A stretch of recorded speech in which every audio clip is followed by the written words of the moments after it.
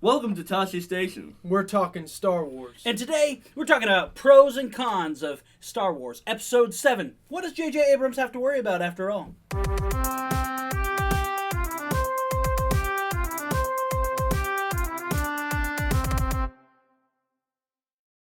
Alright, so welcome. If you're just getting to Tosche Station, you know that we're doing something a little bit different with the cameras today. Let us know what you think about that in the comments below. We're going to go straight to what J.J. Abrams has to worry about and doesn't have to worry about in terms of Star Wars Episode VII. First, the no worries. I'm going to pass it on over to Drew. What do you got, man?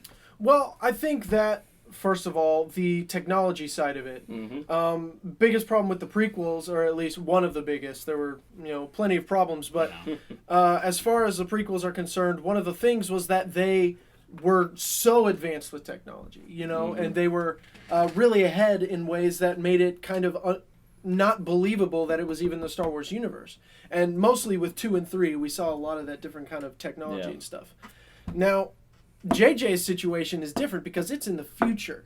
He has the freedom to expand the technology a little bit to make it a little more advanced than it was before. Now, what I like what he's doing about that is that he's keeping true to what the originals were. So we're seeing a little bit of different technology, but a lot of the technology looks the same, So it's not like a completely different universe. But even if he does, it's in the future. Yeah. So he can in that way, right? Yeah, and I just like that he's almost not advancing them much at all. It's still the same. It's still X-Wings. It's still, little droids walking around and stuff like that. Another thing that we've got is the new movies, they aren't going by preconceived stories. Like in the original trilogy, like you hear in Episode 4, you sort of get ideas of what happened in the past before the original trilogy, like what Obi-Wan used to do. He fought in the Clone Wars, and Vader is actually Anakin Skywalker, and you have that sort of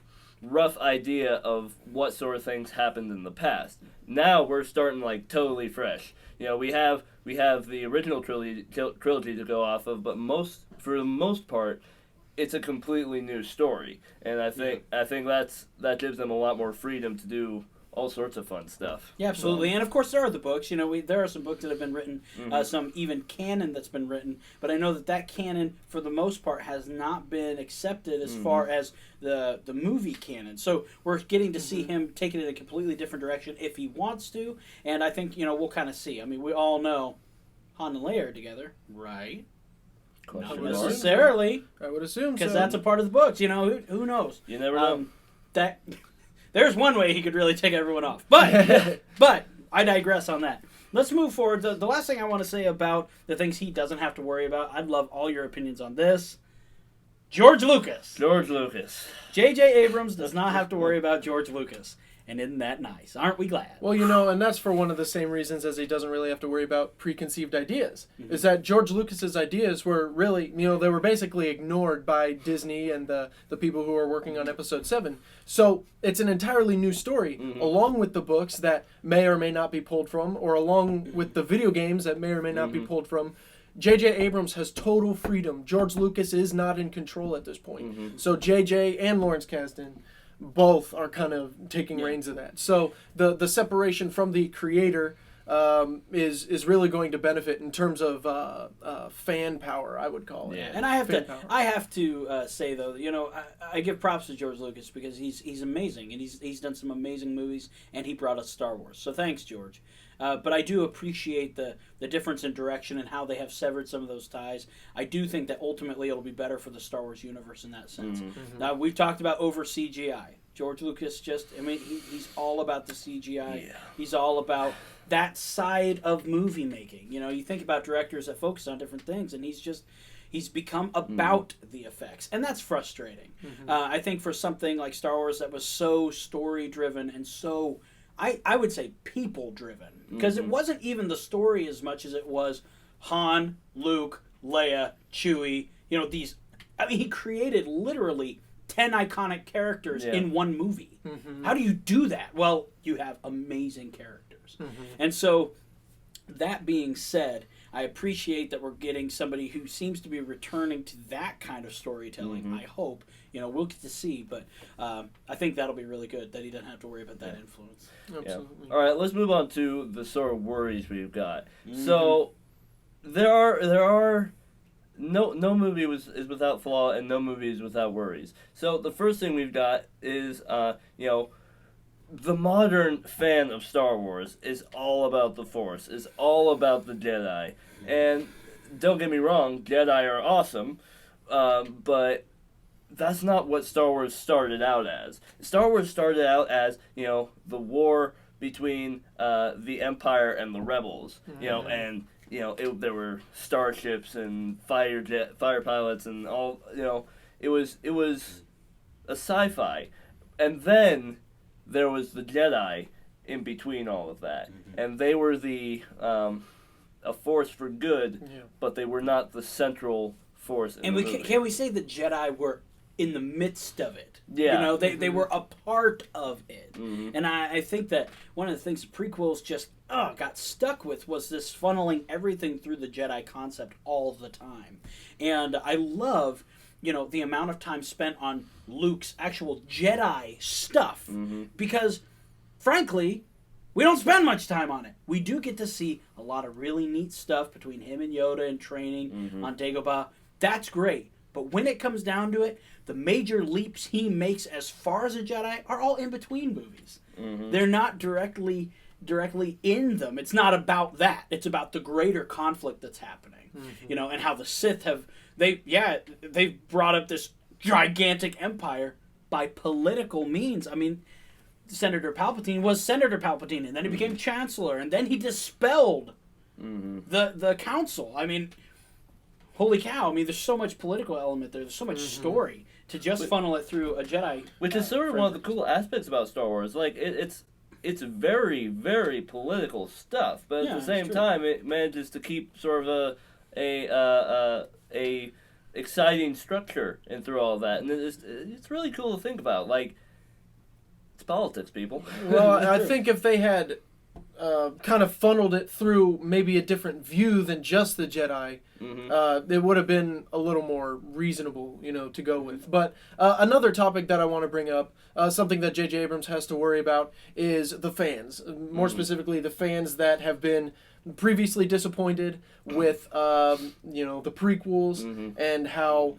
they're really going to react to Episode VII. Now, he's done a lot with this already. He's already kind of been playing at the original trilogy and with the model. We've talked about it a million times. All of the kind of physical stuff that he's brought into it is kind of playing to those fans specifically. So but there's still a worry, and he really has to kind of come and deliver with that. Yeah, so I mean, there. Absolutely. I think I'll admit I am amongst the disappointed as far as the prequels. I don't think I'm as disappointed as some other people were, but I felt like I lost something. And J.J. Abrams, I'm going to bring it to another thing he's got to worry about. He's got to deliver now. He has shown me X-Wings. He has shown me the Falcon. He's shown me where he's going. These awesome droids. He's shown me that this could really work, and I've given him a second chance. And at this point, he must now deliver. And if he doesn't, he's in big trouble. This series is in trouble. I mean, we're talking, and this is a very big point because, I mean, we're talking cherished characters. We're talking new characters that seem to be driving the story now. We're looking at a bunch of new characters. So if we can't learn to appreciate these new characters and then recognize the cherished characters, then what on earth is going to happen to Star Wars now? Even if you have the feel, I will be happy just to be back in the Star Wars universe, personally. But I will be disappointed if I don't feel like they're back, too. Well, and let me say that I think he's done a really great thing with the way he's casted for it, too. The casting that's been happening has been really intriguing to me because they went out and they found the right people. They didn't go out and find, oh, here's a star and here's a star and stuff like Yeah. that. And nothing against Hugh McGregor or Liam Neeson or even Hayden Christensen or any of these, Natalie Portman, some of these pre-established people, even though they were lesser known at the time, except not Liam Neeson, obviously. I mean, but neither was Liam Sir Alec Neeson's Guinness. I don't want to say that everybody was a newbie in the first ones either. What I'm saying is they went out and found what seems to be the right people, and in my opinion, that means he has a greater chance at iconic characters. He has a greater chance at really mind-blowingly good stuff happening.